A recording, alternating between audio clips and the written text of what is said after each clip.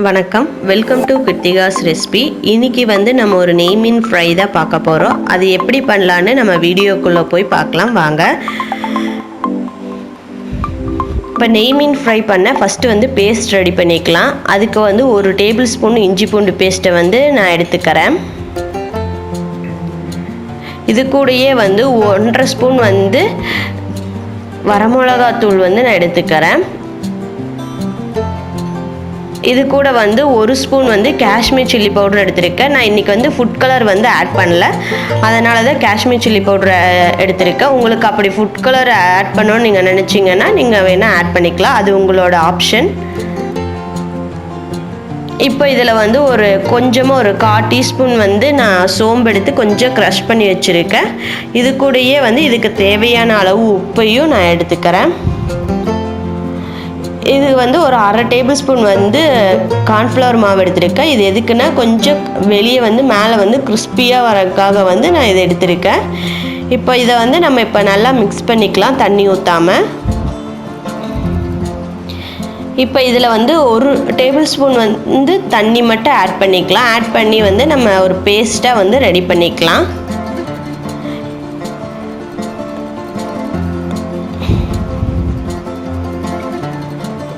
பாருங்கள், பேஸ்ட் இப்போ ரெடி ஆயிடுச்சு. அதாவது இந்த மாதிரி தான் இருக்கணும் பேஸ்ட்டு, ரொம்ப தண்ணியாகவும் இருக்கக்கூடாது. இப்போ நான் ஒரு 5 நெய்மீன் எடுத்திருக்கேன். அந்த நெய்மீனில் நல்லா இந்த மசாலா தடவிக்கிறேன்.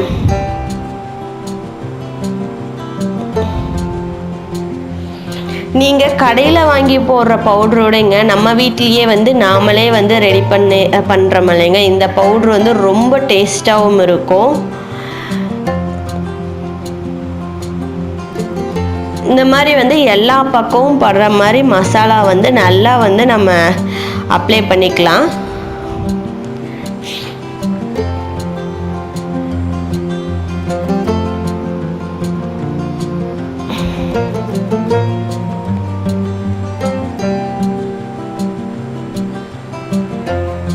பாருங்கள், இந்த மாதிரி நீங்கள் மசாலா நல்லா தடவிக்கோங்க.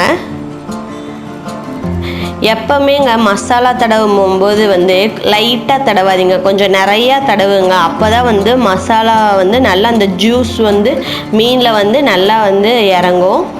இதை ஒரு பாத்திரத்தில் தடவி வச்சிடலாம். அந்த மாதிரி மீதி இருக்க எல்லா ஃபிஷ்ஷுலேயும் இந்த நம்ம ரெடி பண்ணியிருக்க இந்த பேஸ்ட்டை அப்ளை பண்ணி ரெடி பண்ணி வச்சிடலாம். பாருங்கள், இப்போ நான் எல்லாமே அப்ளை பண்ணி ரெடி பண்ணி வச்சுட்டேன்.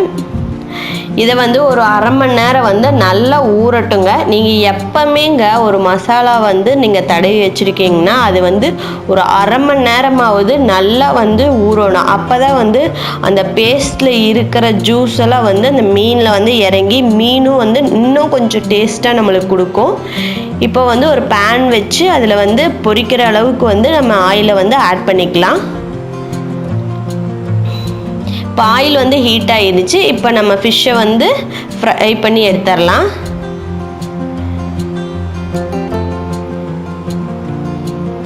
இது நீங்கள் குழந்தைங்களுக்கெல்லாம் கொடுக்கலாங்க நெய் மீன், ஏன்னா இதில் அதிகம் முள் இருக்காது.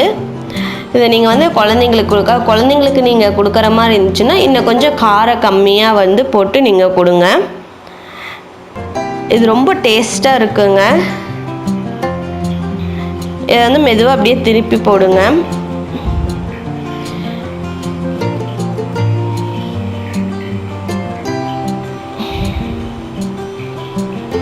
பாருங்கள், நான் ஃபுட் கலர் ஆட் பண்ணவே இல்லை, இருந்தாலும் எவ்வளோ கலராக இருக்குது பார்த்தீங்களா? ஏன்னா இந்த காஷ்மீர் சில்லி பவுடர்லேயே நம்மளுக்கு கலர் கொடுக்கும் அந்த காஷ்மீர் சில்லி பவுடர். அதனால தான் நான் ஃபுட் கலர் ஆட் பண்ணாமல் காஷ்மீர் சில்லி பவுடர் ஆட் பண்ணியிருக்கேன். இது நல்லா 2 பக்கம் ஃப்ரை ஆகட்டும். இப்போ நம்மளோட நெய்மீன் ஃபிஷ் ஃப்ரை ரெடி ஆயிருச்சு. இது உங்கள் வீட்டில் ட்ரை பண்ணி பார்த்துட்டு எனக்கு மறக்காமல் உங்கள் ஃபீட்பேக்கை கமெண்ட் செக்ஷனில் சொல்லுங்கள். தேங்க்யூ.